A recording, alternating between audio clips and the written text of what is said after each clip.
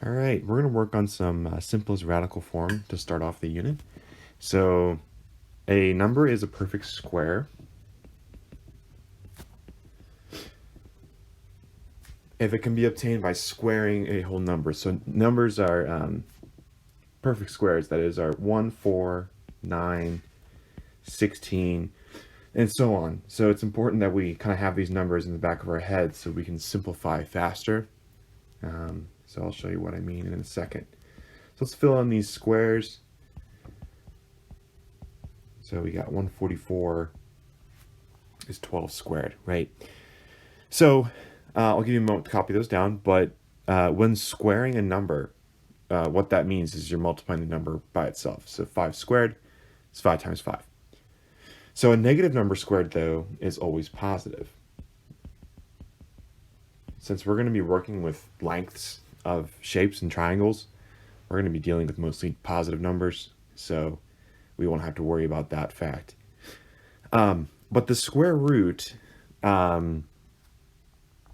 is the inverse or the opposite operation of squaring a number. So if you square root something like 7 squared, you get back 7.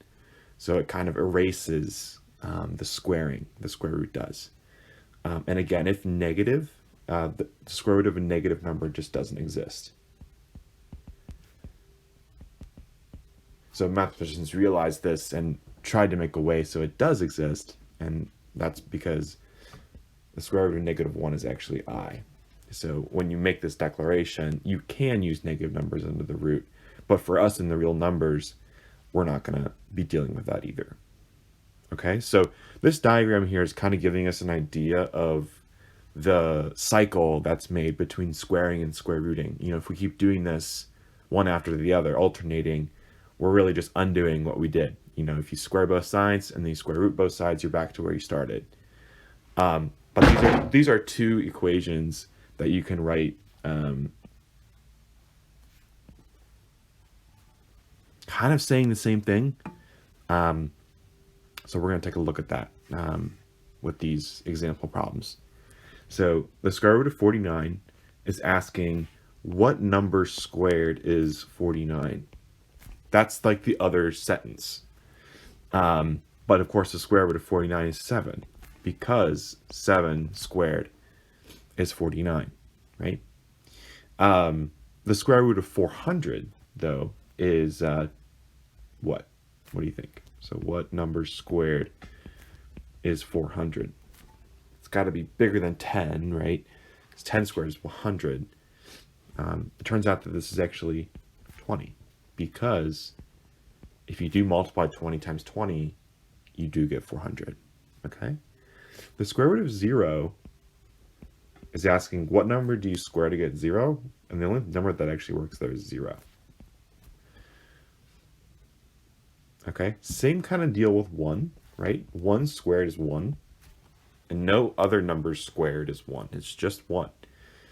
So those kind of, it's where the square root function really just returns the same thing. That only happens twice there. Okay, so and then this last one, that one's not on our chart, but this is 14. So 14 squared is 196. So that's how square roots work. They ask the question, what do you have to square to get what's under me? Okay. All right.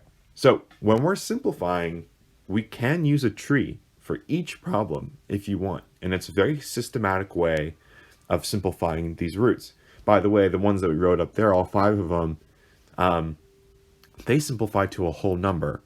But if I just gave you a random number under the square root, you're often not going to get a whole number like that. Those are very carefully chosen. So we remember factor trees a bit, maybe. So remember, you just break down the number with a factor pair. So 36, for example, is 4 times 9. And then we just keep going until we can't go any longer. So 2 and 3 are both prime numbers. They don't have anything they can break down into. So I always summarize our tree with a sentence or with an equation where I use exponents to label how many of each number I have. And you'll see this is true, because 2 cubed is 8 and 3 squared is 9. So we do get 72. And we can keep doing this for really any number. Now, if it's a prime number, if I ask you to break down 11, you can't really make a tree for that. That is the tree, just 11 circled. But with these composite numbers, we do have this way of breaking them down. And by the end, you'll see why breaking down like this reveals some clues on how we can simplify. So I'm just going to keep going with this. If you want to, you can pause the video and do these out. This isn't too new or too exciting, so I'm just going to kind of go through it.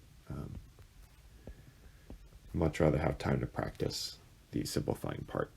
But those are some trees. So 200, it has 3 copies of 2 in it multiplied, and then it also has 5 squared, which is 25. So 25 times 8 is that $2, right? 200. All right. So that is an introduction to simplest radical form. It is a tool we can use every time if we want to help us simplify, right? So you can go ahead and pause if you want to see those. A square root is in simplest form. So what that actually means is that there are no more perfect squares left to find inside the number. So we're really on this search to find perfect squares. And remember too, all these numbers that we're going to break down, they're always multiplied.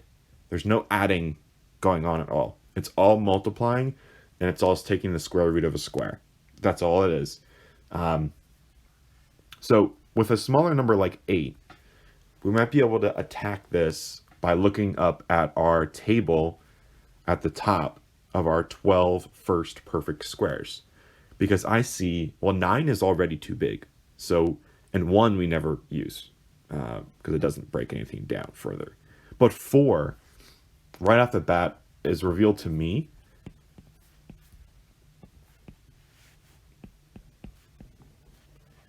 as something that is a perfect square. And what the simplest form idea is saying, hey, can't I just take the square root of that part and leave over some leftovers? And then the answer is yes. Yes, you are allowed to do that. It is true that the square root of AB is equal to the square root of A times the square root of B, as long as A and B are positive. Right, if we get negative numbers, we get some awkward situations. But this is true, and we'll talk about maybe some exponent rules down the line. You'll learn more about that in Algebra 2. But that's the answer. That's a simplified radical, because there's no longer any perfect squares inside the 2 there. Okay, so let's move on and do this next one. So that number seems really big to me. I want to make a tree for that. Okay, so I want to make the tree like we just practiced. Okay, so I get that this is really, that 250 is 2 times 5 cubed. Okay, it is 2 times 5 cubed. All right, so we're in a weird situation here because we don't have any perfect squares. If I had a 5 squared hanging around, then yeah, I could take that out. But I don't necessarily have that, do I? I have, well, if we really want to see what we have 3 5s multiplied together. And again, we're on the search for a perfect square. So with all that expanded out, I'm really interested in grouping them so I have a square. And because that's a square, if we do that same process of breaking up a square root into leftovers and the numbers that are squares, these numbers become that becomes a 5. Right? And then we put the numbers in the front, and the leftovers we multiply together, and we get this. So it's really just this searching process. Can you find a square, and then can you square root it and put that out front? So when you leave the square root, you get square rooted. So you could really take I do some shorthand. If I see a square, I underline it, and then I say, all right, that's coming out. That 5 is coming out, and it's going to get square rooted. The square is going to go away, and I want to have some leftover stuff.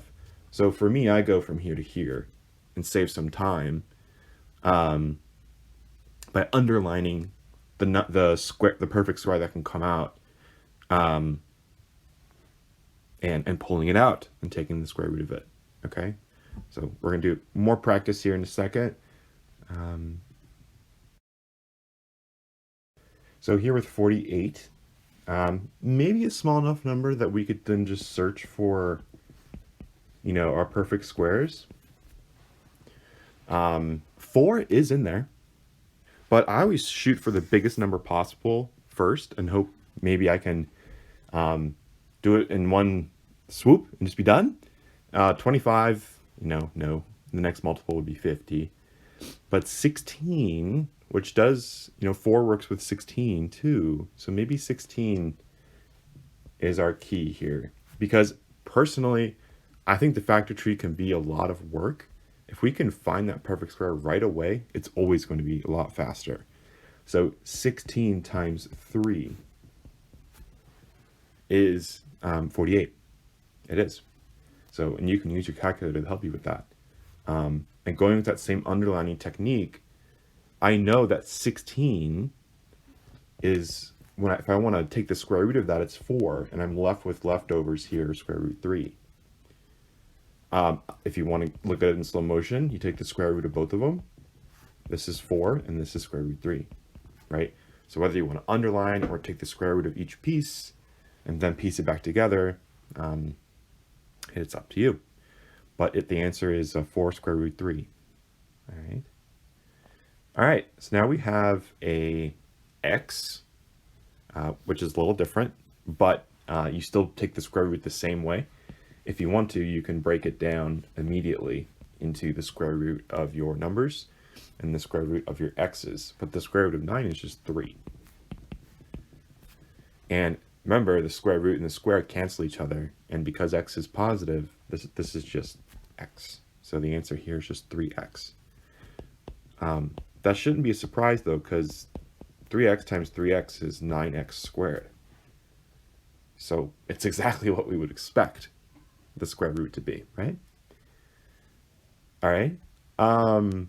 Here, sure, why not? Why don't we split it up again? Just because we can. 242 is maybe too large of a number for me to find those perfect squares right away. 3 digits is kind of where maybe I draw the line. But 2 goes into this, and it actually goes in 121 times, which if you look back up at the table, this is 11 times 11. Okay, so if we want to go through with the tree,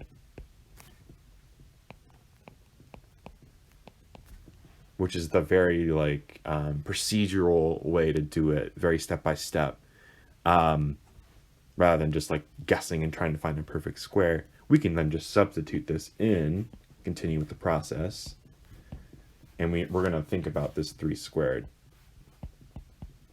I'm sorry, x cubed. But any squares that can come out of the square root, and we're left with our leftover 2, and then the 11 popped out, it lost the square. Okay. Now, with the x cubed, remember, the goal, find a perfect square. And because x cubed is x times x times x, it does have a perfect square inside of it. It has a square. And that's what's going to come out, right? So it gets outside of these roots, and then we have these leftover roots together, and we get 11x times the square root of 2x. So this one's kind of tough. We won't really see examples like this too much, since we're only dealing with like sides of triangles mostly. But it's good practice. It's good practice to see how that would work out. And finally, we have, I want to keep all this under 1 for this one just to show you. Now, I know 100 is 10 times 10. So 100 times 10 is 1,000. But I really like 100 because I know that 100, take the square root, it's 10. Okay? So here with x to the 6th, I want to go ahead and write that as many squares as I can, right? And we're going to underline every single perfect square. We have 10 squared, we have x squared, x squared, x squared. And all of those, one by one, are going to come out. There should be 4 of them. And I have a leftover that was not underlined. So at the end of the day, this should be the answer. So I prefer this way, but I recognize that the tree is also very, very useful. But so I kind of showed you some of them we use the tree, some of them we didn't. It's up to you. Just depends, right? So an additional part here about simplest radical form is we don't allow square roots in the bottom, right? No square roots in the denominator. Okay. So in order to get rid of them, we multiply the top and the bottom by the square root that's in the denominator. And this works for square roots. For cube roots and fifth roots and those other type of roots, it doesn't work as well. But for square roots, we kind of just copy what's down there and multiply. So the strategy for now is just to, because we see the square root 6, it's not allowed down there. So if we multiply by square root 6 legally to the top and bottom,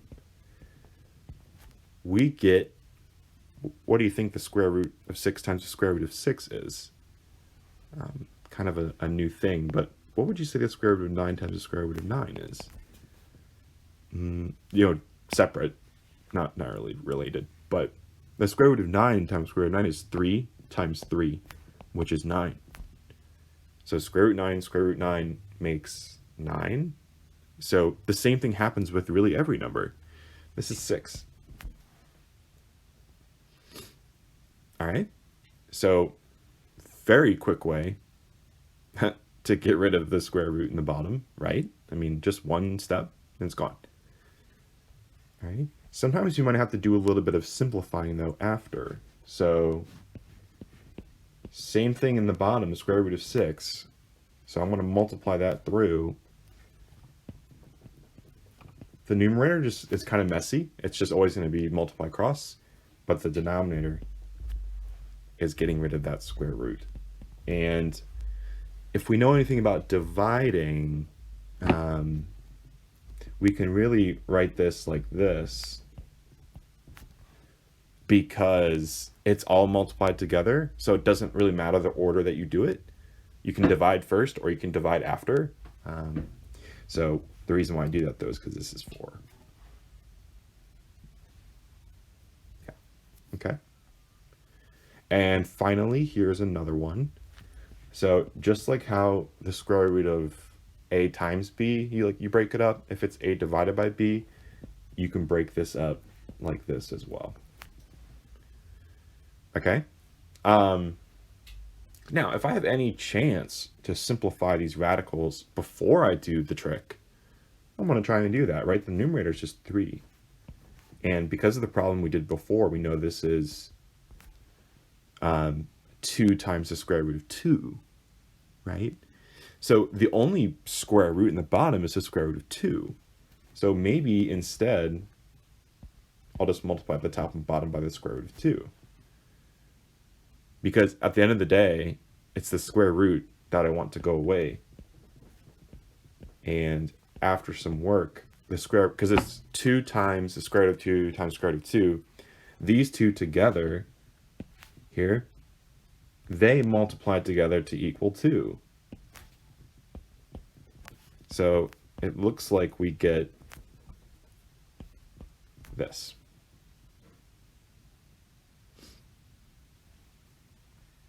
All right. Okay, kind of a tough one, but that's that. Okay, and then some really quick equation solving here with some square roots that we will do a lot. The goal is to isolate x, but before we can isolate x, we have to isolate x squared. So I want to go ahead and subtract right away the 25, move it over, take the square root, and I want to go ahead and get square root of 25, which is 5. Now, if we were solving this problem in general, we would add the plus or minus, because negative 5 squared is also 25. Okay? But I say in the problem, hey, just assume that x is positive or 0, because we're talking about distances here. All right, so over here, same sort of deal, but we want to handle the squares first. So you can use your calculator for those, but it is really good to know those. But we're going to go ahead and subtract again, so the same steps as before, and also take the square root to get to x alone, which is 12. Okay, so that's how that looks. This is a very standard one. All right. Cool. What about, well, 1 squared is, remember, is 1. 2 squared is 2 times 2. And x squared is just x squared. It's already kind of alone, but I'd like to have a single term on the left, which in this case is going to be 5. And then I'm prepared to take the square root. And I get my number alone, the square root of 5. Okay?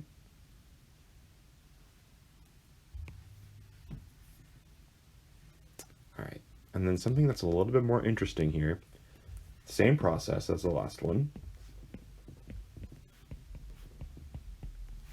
I will go ahead and combine those numbers together, which is something you can't really do when it is squared, but if you do the square and just get a whole number back like these, it's a lot easier to add them together, isn't it? So that's why we do it. And then square root. And we get x, right? So this is the answer, right? But the question says simplest radical form, no decimals. So we go back to the problems we just worked on, right? We have 80, which is, I think, is 4 and 20, and then 4 and 5. And this breaks down into 2, 2, and this breaks down into 2 times 2. So if we want to use the tree, which I think is a good approach for this one, we have to substitute exactly what it's equal to. And we got to search for those perfect squares. 2 to the 4th actually is the perfect square, but it's not really clear that it is. So when you don't have those nice squares hanging out up there, when you have something bigger, you have to break it down. And maybe the easiest way to see it for now is just to expand out the exponent and then regroup them so they are squares.